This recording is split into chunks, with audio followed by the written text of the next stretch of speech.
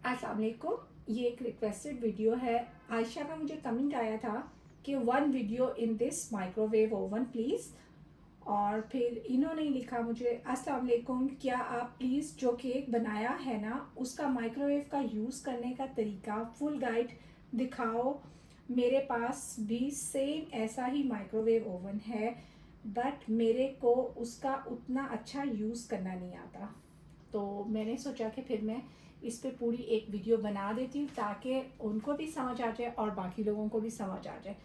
तो मेरे पास black and decker का माइक्रोवेव है जो कि 28 लीटर है। और जो है अब बाकी तो सब सेम ही होता है, जैसे अंदर जो है उसके टर्न टेबल है और बाकी इसके साथ मुझे एक वायर रैक मिला था। तो बस जब आपने इसे यूज़ करना है सबसे पहले तो आपने देख लेना है कि जो इसका टर्न टेबल है वो जो है ना आपने प्रॉपर जो है ना आपने फिट किया हुआ है। मेन बस इसका यही है, क्योंकि आपने जो भी चीज़ इसमें कुक करनी है या फिर आपने रीहीट करनी है तो उसके लिए आपका जो ये टर्न टेबल है ये बिल्कुल जो है ना एक्यूरेट जगह पे फिक्स होना चाहिए, ठीक है। और बाकी जो इसके फंक्शंस हैं वो यहाँ पे हैं, तो वो देख लेते हैं। तो यहाँ ये है जी इसका डिस्प्ले। तो सबसे पहले यहाँ पे जो फंक्शन है वो वेट, टाइम और डीफ्रोस्ट का है। और साथ में माइक्रोवेव ग्रिल और कॉम्बी है, साथ में किचन टाइमर क्लॉक है, स्टॉप और क्लियर का बटन है, फिर स्टार्ट 30 सेकेंड और कंफर्म है। इधर इन्होंने दिया हुआ है वेट, टाइम और ऑटो। तो हम मोस्टली जो फंक्शन यूज़ करते हैं वो ये सिर्फ उसे रीहीट करने का करते हैं कि ऐसे आपने प्रेस किया और रीहीटिंग स्टार्ट हो गई। तो आप जितनी बार इसको प्रेस करते जाएंगे ये 30 सेकेंड के हिसाब से बढ़ता जाएगा और आप इधर से इसको क्लियर कर देंगे। तो ये फंक्शन तो सबको पता होता है। तो बाकी इसके जो फंक्शन है वो मैं आपको वन बाय वन करके गाइड करती हूँ। तो जो है ज़्यादातर जो है ना 90% लोग तो इसको सिर्फ रीहीटिंग के लिए यूज़ करते हैं। तो जो ये वाला मेरा माइक्रोवेव ओवन है इसके अंदर जो है कन्विक्शन मोड नहीं है, इसमें सिर्फ जो है डीफ्रॉस्टिंग है, माइक्रोवेव और ग्रिल है और ग्रिल एंड कॉम्बी है। सबसे पहले मैं आपको बताती हूँ कि आपने इसके ऊपर जो है ना इस जो ये वाला बटन है यहाँ पे लिखा हुआ है किचन टाइमर और क्लॉक। तो इसको आप एज आ किचन टाइमर भी यूज़ कर सकते हैं और क्लॉक भी यूज़ कर सकते हैं। मतलब टाइमर इस सेंस में कि आप कुछ कुकिंग कर रहे हैं और आपको उसके लिए कुछ टाइम करना है। अच्छा पहले इसको हम क्लियर करेंगे। तो अब हम जो है इसका टाइम फिक्स करेंगे। यहाँ से आपने इसे प्रेस कर दिया, उसके बाद आपने जितने मिनट का टाइमर लगाना है ना तो आप लगा लें। जैसे लेट्स सपोज मैंने 50 सेकेंड का टाइमर लगाना है और फिर आपने इसको स्टार्ट कर दिया तो आप देखेंगे टाइमर स्टार्ट हो गया। तो ये जो है ना जब ये टाइम ख़त्म होगा तो खुद ही जो है ना बीफ की जो है ना आवाज़ आएगी और जो है ना आपको पता चल जाएगा कि आपका जो है ना टाइम ओवर हो गया है। तो ये आप इस तरीके से टाइमर लगा सकते हैं। तो ये देखें 3 दफ़ा बीफ हुई और इससे आपको पता चल जाएगा कि आपका जो है ना टाइमर जो है वो हो गया है। और फिर यहाँ से ही आप इसको क्लॉक मोड पे लेके जा सकते हैं। क्लॉक के लिए आप इसे 2 बार प्रेस करेंगे तो यहाँ पे आप आवर सेलेक्ट कर लें। लेट्स सपोज 3 बजे हैं, उसके बाद आपने मिनट्स सेलेक्ट करने हैं तो आप मिनट सेलेक्ट कर लें। तो ये मैंने जैसे 3:10 सेलेक्ट कर लिए तो बस यहाँ पे आप इसे कंफर्म कर दें। तो ये आपका टाइमर जो है ना इस पर सेट हो जाएगा, मतलब ये आप जो है ना क्लॉक की तरह वर्क करेगा। तो जो ये टाइम है ये इस पे एज इट इज़ ही रहेगा। आप जो भी कुकिंग करेंगे, लेट्स सपोज मैं यहाँ पे इसे 30 सेकेंड के लिए लगा देती हूँ कुक होने के लिए। तो जब ये माइक्रोवेव ख़त्म होगा ना तो आपका टाइम फिर से आ जाएगा, टाइम ख़त्म नहीं होएगा। ये देखें अभी ये माइक्रोवेव चल रहा है, जो ही ये माइक्रोवेव का जो साइकिल है 30 सेकेंड का ख़त्म हुआ है, आप ये देखें टाइम आपका वापस आ गया। ये जो टाइम है ये जो क्लॉक आपका एज इट इज़ ही रहेगा जब तक कि इसकी जो पावर है वो पीछे से ऑफ नहीं हो जाती, जैसे कि लाइट चली जाती है या फिर आप खुद ही इसको जो है इसका प्लग जो है वो निकाल देते हैं तो ही ये जो टाइम है ये ख़त्म होएगा। अदरवाइज़ ये क्लॉक ऐसे ही रहेगा। आप जो भी आपने कुकिंग करनी है वो आप कर लें, वो ऐसे ही रहेगा। चाहे आप इसके ऊपर आप अलार्म लगाएं, सेट कर लें या फिर आप जो है कुकिंग करें। तो ये आपको समझ में आ गया। अब मैं आपको बताती हूँ कि यहाँ पे ये स्टॉप और क्लियर बटन से यहाँ पे चाइल्ड लॉक भी है। मतलब होता है ना, जैसे जिनके घरों में छोटे बच्चे होते हैं और वो बार बार इसको प्रेस करते हैं, यानी एक प्रेस से ही इस पर जो है ना वो कुकिंग स्टार्ट हो जाती है, और आप चाहते हैं कि आपके बच्चे जो है ना इसको ऑन ना कर सकें, वो इस बटन को प्रेस भी करेंगे ना तो ये जो है माइक्रोवेव ऑन नहीं होगा। उसके लिए आपने करना क्या है कि आपने इस बटन को 3 सेकंड के लिए होल्ड करना है। ये देखें यहाँ पे, ये देखें यहाँ पे आपको नज़र आ रहा है जो है ना की का निशान आ गया। इसका मतलब है कि आपका जो माइक्रोवेव है ये लॉक हो गया। अब आप ये देखें, ये आप दबाएंगे, कोई फंक्शन जो है ना ऑपरेट नहीं होगा। देखें, आप कुछ भी आप करके देख लें तो ये लॉक हो गया, कोई फंक्शन ऑपरेट नहीं हो रहा। अब अगर आपने ये चाइल्ड लॉक खोल लें तो आपने फिर दोबारा से इधर स्टॉप पे आपने 3 सेकंड के लिए इसको होल्ड करना है। ये देखें की चली गई, और अब आप इसको प्रेस करेंगे तो ये चलना स्टार्ट हो गया। अभी हम इसे कर देते हैं स्टॉप। तो अब आपको जो है ये स्टार्ट और ये जो है किचन टाइमर और क्लॉक की और ये स्टॉप और क्लियर बटन की भी समझ आ गई होगी, और चाइल्ड लॉक की भी। अब बाकी बच गए ये 2 बटन, तो अब हम इसको देख लेते हैं। तो जो ये है वेट, टाइम और डिफ्रोस्ट, तो इसमें 2 यहाँ पे हैं। पहले हम इसे क्लियर कर लेते हैं। तो ये आ रहा है क्लॉक, और ये मैंने आपको बताया था ये उसी वक्त ख़त्म होगा जब पीछे से पावर ऑफ होगी। तो अब हम इसका जो है डिफ्रोस्ट का फंक्शन सेलेक्ट कर लेते हैं। देखें इसमें एक तो है ये डिफ्रोस्ट 1 और एक है डिफ्रोस्ट 2। तो जो ये डिफ्रोस्ट 1 है ये होगा वेट के हिसाब से, ठीक है। ये देखें ये आ रहा है 100 ग्राम से ये स्टार्ट हो रहा है कि आपने जो भी इसमें मीट, फिश या चिकन रखा है, अगर उसका वेट 100 ग्राम है तो आप इधर से स्टार्ट दबाएंगे तो ये आ जाएगा कि ये 2 मिनट में जो है इसको डिफ्रोस्ट कर देगा। तो इसको अब हम क्लियर करते हैं, और ये मैं आपको दिखाती हूँ अब D2। तो ये डिफ्रोस्ट 2 का जो फंक्शन है ये टाइम के हिसाब से होगा। तो आप ये देखें इसमें सबसे ज़्यादा ये ऊपर आ रहा है माइक्रोवेव का फंक्शन आ रहा है, और साथ में आ रहा है डिफ्रोस्ट का। तो ये टाइम के हिसाब से होगा, मतलब ये आप 95 मिनट से लेके आप इसको 5 सेकंड तक जो है ना टाइम इस पर सेलेक्ट कर सकते हैं। तो मैं आपको प्रैक्टिकल करके दिखाती हूँ कि आप कैसे चीज़ को डिफ्रोस्ट कर सकते हैं। तो मैं आपको दिखाती हूँ अभी। इसके लिए सबसे पहले तो चाहिए आपको एक माइक्रोवेव सेफ डिश या बाउल जिसके अंदर आपने चीज़ को डिफ्रोस्ट करना है। अब देखिए जैसे फॉर एग्जांपल मैंने ये चिकन लिया है। अब जैसे ये तो न्यू पैकेट है और उसके ऊपर लिखा हुआ है कि ये 1000 ग्राम का है, लेकिन लेट्स सपोज कि अगर आपको नहीं भी पता कि ये कितने ग्राम का है तो आप जो है ना खुद से एक अंदाज़ा मतलब कर सकते हैं। अब जैसे मुझे इसे पूरे को डिफ्रोस्ट नहीं करना, मुझे इसके हाफ को मुझे डिफ्रोस्ट करना है, तो मैं इसमें से हाफ जो है चिकन ले रही हूँ डिफ्रोस्ट करने के लिए, ठीक है। तो अब हम इसको माइक्रोवेव में रखेंगे और इसको हम कवर करेंगे जो है ना माइक्रोवेव सेफ कवर के साथ। अब इसको हम रख लेते हैं माइक्रोवेव में, और इसको मैं कवर कर रही हूँ माइक्रोवेव सेफ कवर के साथ। और आपने ऐसी ही चीज़ देनी है जो कि माइक्रोवेव सेफ हो। तो अब हम इसको कर लेते हैं डिफ्रोस्ट 1 पे, और इधर से ये ½ kg है तो मैं लगाऊंगी 500 ग्राम। जो ही मैंने ये 500 ग्राम पे किया है, और यहाँ से आप जब इसको सेलेक्ट करेंगे तो ये टाइम खुद ब खुद सेलेक्ट कर लेगा। ये देखें तो इसने 10 मिनट का जो टाइमर है वो खुद ब खुद सेलेक्ट कर लिया है। जब 10 मिनट्स हो जाएंगे तो ये खुद रुक जाएगा। और जब ये डिफ्रोस्ट हो रहा है तो इसमें जो है कुकिंग बिल्कुल नहीं होगी। ये जस्ट जो ये जो है चिकन के ऊपर आइस है ये उसको मेल्ट कर देगा, लेकिन कुकिंग बिल्कुल भी नहीं होगी। तो मैं अब आपको दिखाती हूँ 10 मिनट के बाद। ये देखें टाइमर जो है वो उसका ऑफ हो गया है, टाइम जो है वो अपनी जगह पे है एज़ इट इज़। और अब मैं आपको दिखा देती हूँ चिकन की कंडीशन।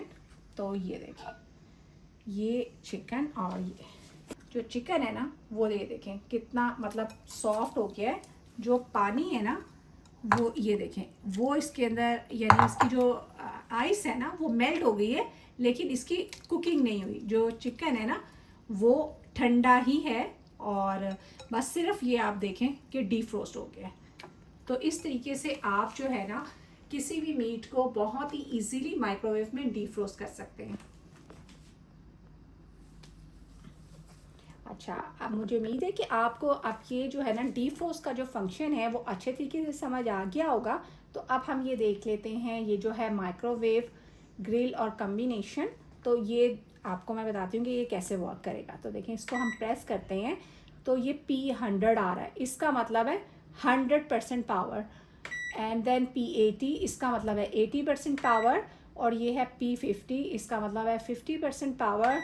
और इसी तरह 30, 10, और ये आ जाएगा ग्रिल, जिसमें सिर्फ ग्रिलिंग होगी, मतलब नो माइक्रोवेव, ओनली ग्रिलिंग, मतलब 100% ओनली ग्रिल। ठीक है। तो अब ये है C1 का मतलब है कि ये देखिए यहाँ पे माइक्रोवेव और ग्रिल दोनों का साइन आ रहा है। तो इसमें क्या होगा, C1 फंक्शन में जो है वो 55% जो है ना वो माइक्रोवेव है और 45% जो है ना ग्रिल होगा, मतलब 45% ब्राउनिंग एंड 55% माइक्रोवेव।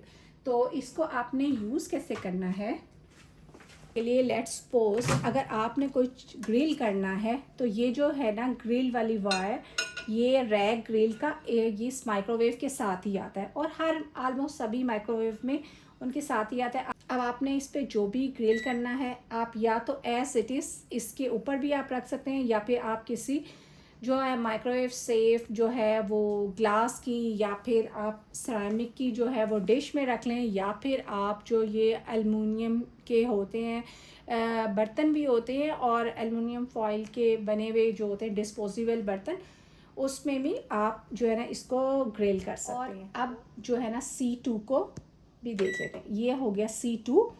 इसका सिर्फ इतना सा डिफरेंस है कि इसके अंदर जो है जब आप कोई चीज़ करेंगे ग्रिल, तो इसमें जो माइक्रोवेव है उसकी पावर जो होगी वो सिर्फ 38% होगी और बाकी जो है 64% जो है वो ग्रिलिंग या फिर ब्राउनिंग होगी। आपने किसी भी चीज़ को ग्रिल करना है या फिर ब्राउन करना है।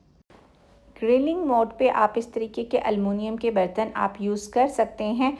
आप इसमें आप अपना फूड रखें और आप उसको ग्रिल मोड ऑन करके आप जो है ना ग्रिलिंग कर सकते हैं। लेकिन जब आप नॉर्मल जो है माइक्रोवेव मोड पे किसी चीज़ को रीहीट कर रहे होते हैं तो आप इस तरीके के बर्तन बिल्कुल भी इसमें नहीं रख सकते, क्योंकि अगर आप रखेंगे तो आपके माइक्रोवेव में जो है एक स्पार्क पैदा होगा। तो आपने जो है ये बर्तन जो है ना नॉर्मल माइक्रोवेव करते हुए किसी भी चीज़ को आपने यूज़ नहीं करना। तो अब बात कर लेते हैं कि हमें जो है ना नॉर्मल जब हम माइक्रोवेव यूज़ करते हैं और चीज़ों को रीहीट करते हैं तो हमें कौन से बर्तन यूज़ करने चाहिए। क्योंकि लोग अमूमन क्या करते हैं, उनके घर में जो भी बर्तन होते हैं चाहे वो प्लास्टिक के हों, ग्लास के हों, वो उसको उठा के माइक्रोवेव में रख देते हैं, जबकि वो हमारी हेल्थ पॉइंट ऑफ व्यू से भी ठीक नहीं है और इवन माइक्रोवेव के लिए भी ये चीज़ ठीक नहीं है। और अक्सर लोगों की ये मिसकंसेप्शन है कि जो माइक्रोवेव है वो हेल्थ के लिए ठीक नहीं है। हालांकि अगर माइक्रोवेव का सही से इस्तेमाल किया जाए तो माइक्रोवेव तो हमारे काम को बहुत आसान बना देता है। इसमें हम वो चीज़ें जो है वो हम रीहीट कर लेते हैं, जिसको नॉर्मल अगर हम पैन में जो है रीहीट करें तो वो सही से गर्म भी नहीं होती। तो सिर्फ आपको इसमें एहतियात सिर्फ इतनी करनी है, आपने इसमें जो भी बर्तन यूज़ करना है आपको देखना है कि वो जो है उसमें जो है हीट रेजिस्टेंस होनी चाहिए उस बर्तन में, और वो जो बर्तन है ना वो माइक्रोवेव सेफ़ होना चाहिए। तो जब आप उसमें फिर आप कोई चीज़ रीहीट करेंगे तो वो बिल्कुल भी आपके लिए डेंजरस नहीं होगा। तो अब जैसे जो लोग हैं वो कई दफ़ा उसमें ऐसे प्लास्टिक के बर्तन रख लेते हैं जो कि बिल्कुल भी रीहीटिंग के लिए डिज़ाइन ही नहीं किए गए होते।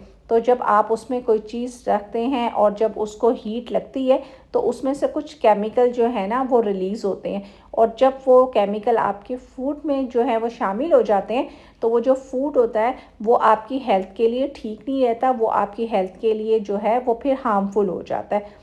लेकिन जो है वैसे अगर आप देखें तो ये बिल्कुल भी माइक्रोवेव जो है वो हमारी हेल्थ के लिए डेंजरस नहीं है।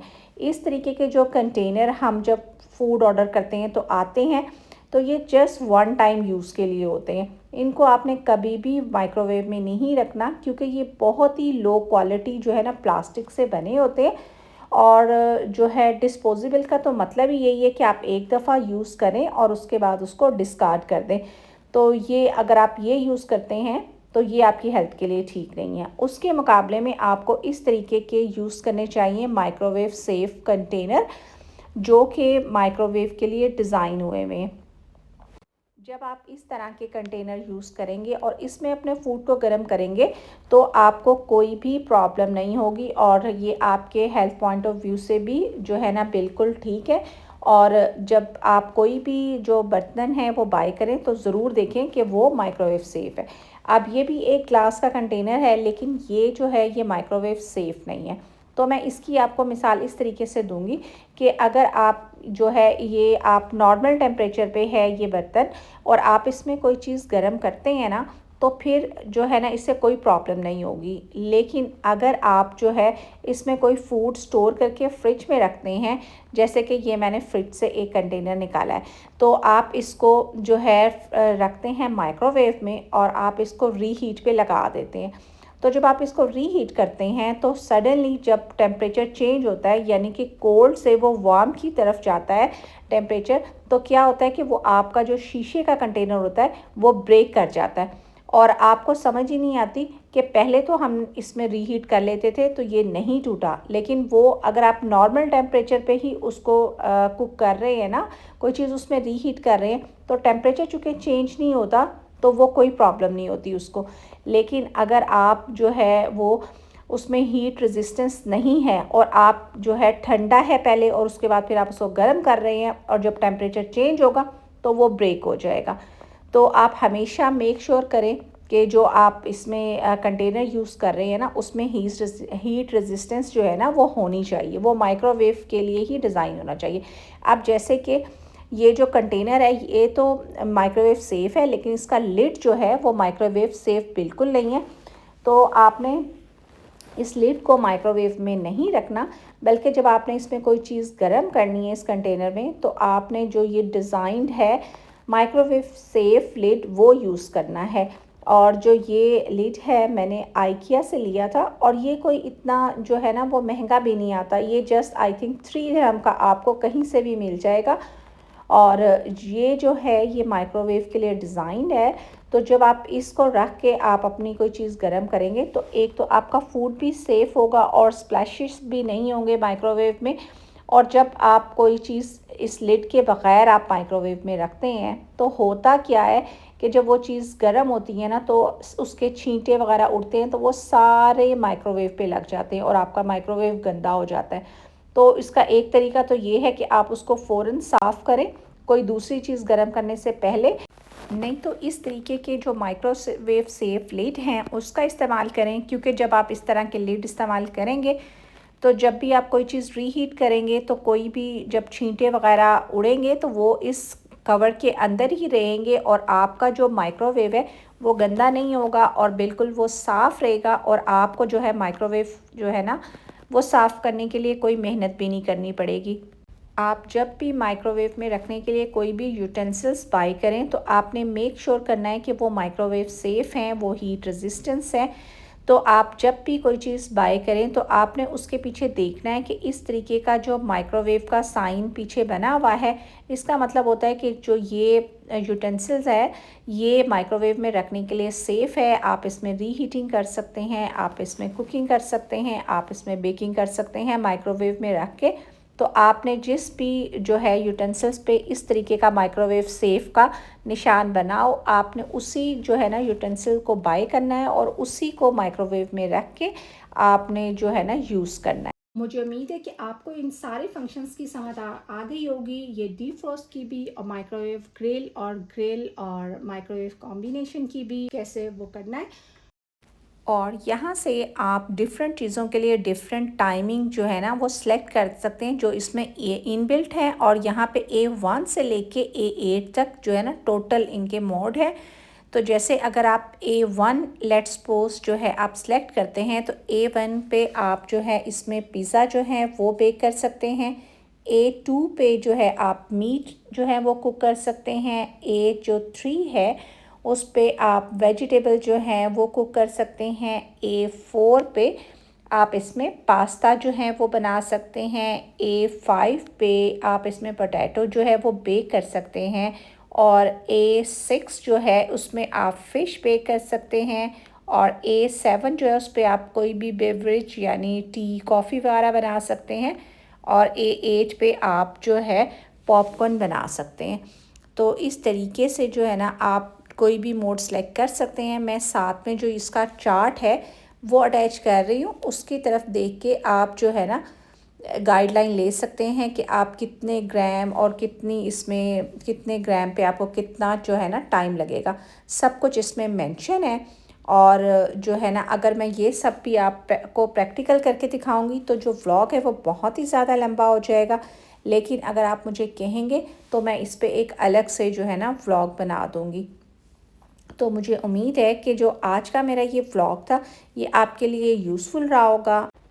मैंने पूरी कोशिश की है कि मेरे पास जितना भी माइक्रोवेव का नॉलेज है वो आपके साथ शेयर करूं, लेकिन फिर भी अगर आपका कोई क्वेश्चन हो, कोई बात आपकी समझ में ना आई हो तो आप मुझे कमेंट करके बता सकते हैं। मैं आपके जो है क्वेश्चन का आंसर देने की पूरी कोशिश करूंगी। और अगर आपने जो है इसकी रेसिपीज़ देखनी है माइक्रोवेव की तो वो ऑलरेडी मेरे चैनल पे जो है अपलोडेड हैं, आप उनको भी देख सकते हैं। तो बस इसके साथ ही लूँगी आपसे इजाज़त, मिलूँगी नेक्स्ट व्लॉग में, तब तक के लिए अल्लाह हाफ़िज़।